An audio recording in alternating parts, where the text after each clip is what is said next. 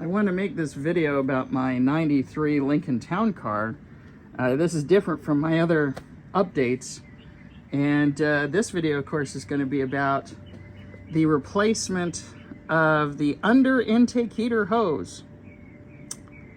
Yeah, that sounds wonderful. The manual suggests that you take off the intake. Yes, because we want to take off the intake for a $20 part, and even when these were newer, it didn't sound too fun. So there's actually a way around this, and hopefully you have smaller hands than me.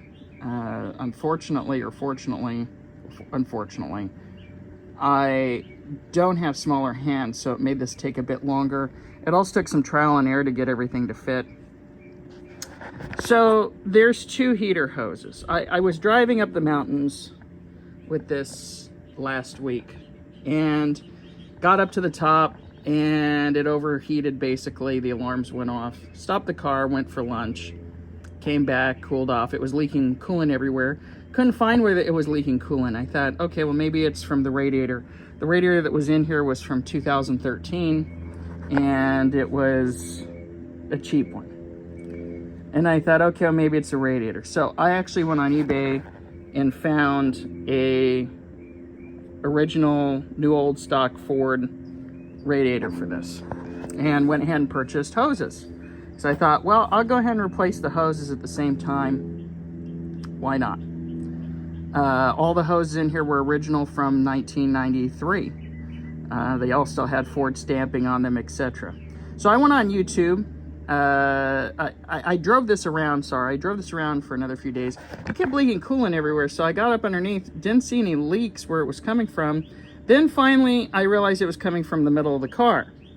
Well, now this is where a lot of you are going to say, oh, it's the heater core. Yeah, but the leak was actually more over towards the driver's side, which your heater core from here is not necessarily going to leak all the way over there.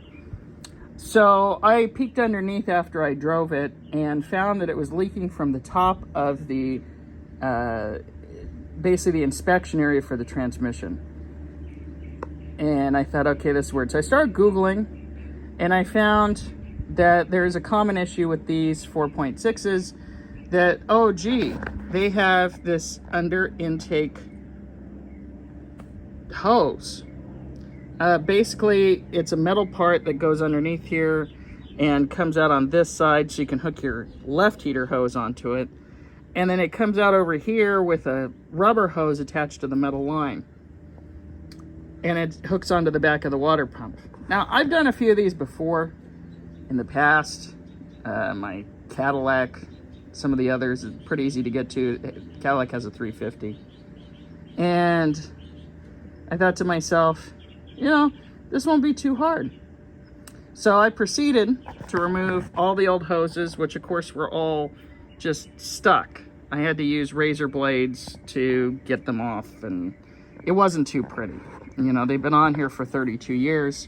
Car has 150,000 something on it, whatever. So it was well taken care of. It's not clean right now. I'm going to be doing another video coming up about license fees, and so you'll see it nicely cleaned up. Right now it's not clean, but anyway, so I cut all the hoses off, took the radiator out real easy in this car, just these two holders, and it lifts out, two bolts up here, the fan shroud moves back, lift that out, the shroud comes out, real easy stuff. Your typical loosen up your lines, your transmission cooler lines, and so on. So all that came out, and then and that took maybe an hour tops to pull maybe an hour and a half, just because the hoses were stuck on. And so I cut all that off, and then I took off the alternator and the belt that I just put on it about 4 months ago.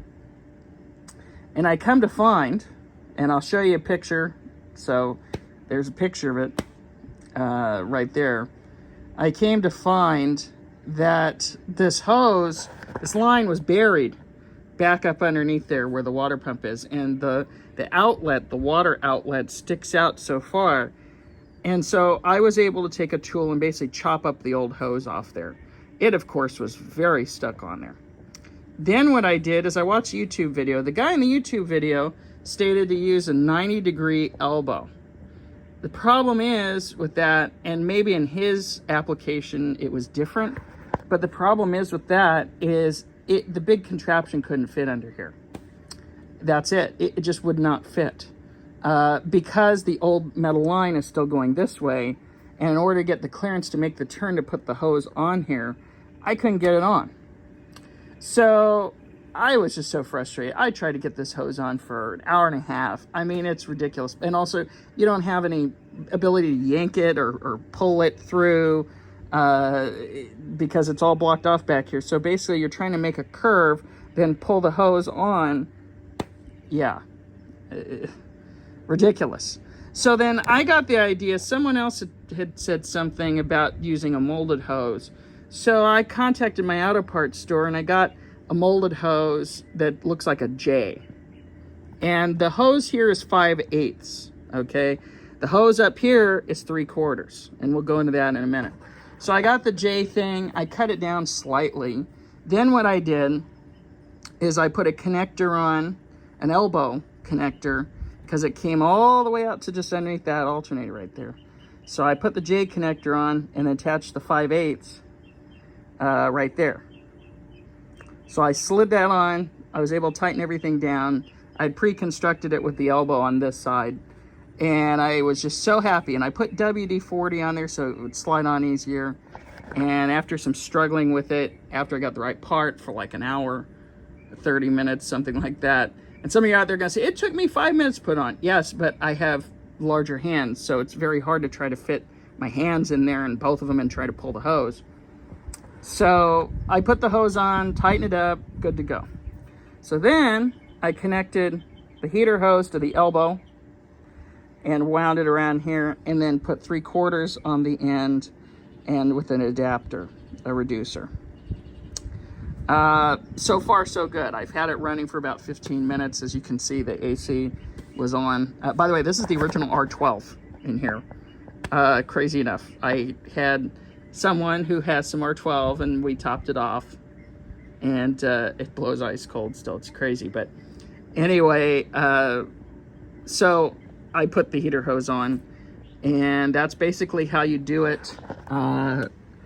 It goes down here. I'm actually going to be putting over a bit of a sheath over this right here because it kind of rubs up against the engine. So there is plenty of space down here between the alternator and the hose, even though not evident about that much. And then there's plenty of room underneath there for the elbow to be on this side, coming up right down there. And hooking onto that hose. I don't know, like I said, there wasn't enough clearance, at least in this year town car, so this is a 93, there was not enough clearance to do a 90-degree elbow to make an L shape. The hose that I bought, there was plenty of room, and I'll post that picture of the hose in just a minute. You'll see it on the video. Then, of course, I've got a replacement molded heater hose for the other side. Okay, that's easy peasy. And then I used the little protector on there from the original. And then, of course, we have the new heater hose here. And granted, it's not original, but how would anyone even know? And, of course, all of my town car aficionados out there, they'll say, that's not original. That's not the way it goes. I've seen a lot of cars wired up this way. I have a Mark V that has heater hose like this. No one's going to tell any different. And then, of course, overflow hose, new radiator hoses, and an new alternator. I figured since it's off, I'm going to replace the original alternator. The original one wasn't doing that great anyway. And then, of course, I put a new thermostat in, flushed everything out, put a new thermostat gasket, flushed everything out for a long time. It looked like that this was probably never flushed out very well, or at least not for many, many years. And it looked like that the cheap radiator that was in here was basically may have been rusting, even though it was aluminum.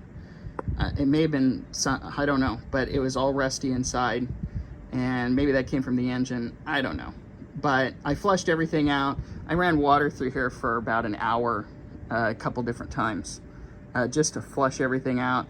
I went through thermostat, all the hose openings, the whole thing. So, and of course, nice fresh coolant. So of course, time will tell, but I have a feeling that we're not going to overheat it, in this going up a mountain. I also have a feeling that the car actually sounds a lot better. I'll post a video of it running for a couple seconds at the very end of this, but the car actually sounds a little better. I think it greatly helped it, now having obviously an new alternator and of course coolant, proper coolant in there, a good mixture of 50-50 coolant, and so I think it's in much better shape now. I'll be taking it for a drive today to make sure that it's good to go. But fingers crossed, we're good to go. But yeah, this was a crazy project. I didn't want to take it in and have an intake taken off. I was getting crazy estimates just to do that hose, to get the forward one and wind it under there and take off this whole intake, which is not a great idea for an old car, because then you start getting into a bunch of other stuff. But it was going to be like $1,500, and I didn't pay $1,500 for this car, so I wasn't going to pay $1,500 to do that. That seemed kind of ridiculous. So I'm so glad there's a workaround. I'm glad that there was enough space right here for me to wind something up through here. And of course, if it needs to be serviced, I can always service it at the elbow right here and replace this line right here. It's not a big deal. Because I used a molded hose that was in a J-type shape, it doesn't go too far up underneath there, so you won't have all the really bad heat like you'd have in the very center of the engine. And so I'm very happy with this project. And of course, this car was about ready to go off to junkyard over backhoe fees and bad transmission. And so that was that was last September. And so I'm so happy that I was able to rescue this beautiful town car, 1993. And we'll be doing some more videos. There's some other videos on my YouTube in regards to this. But I'm just happy that we have all these new parts in here and it's running great and seems to be doing well. We also replaced the mass airflow sensor recently, filled up the R12, no leaks that anyone could see, and also deactivated the air ride. The air ride system, there's a way to do it, chopping off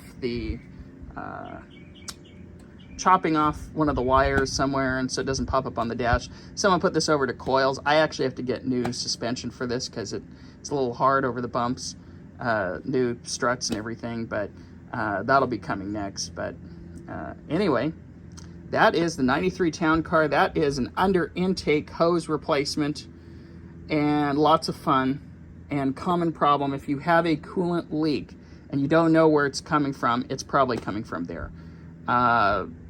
Everything else is pretty obvious. And this has the aluminum intake, so it's not like the later town cars with the plastic intake that I had to do on my 2004 not too long ago, about 3 years ago, but it's not like the plastic ones.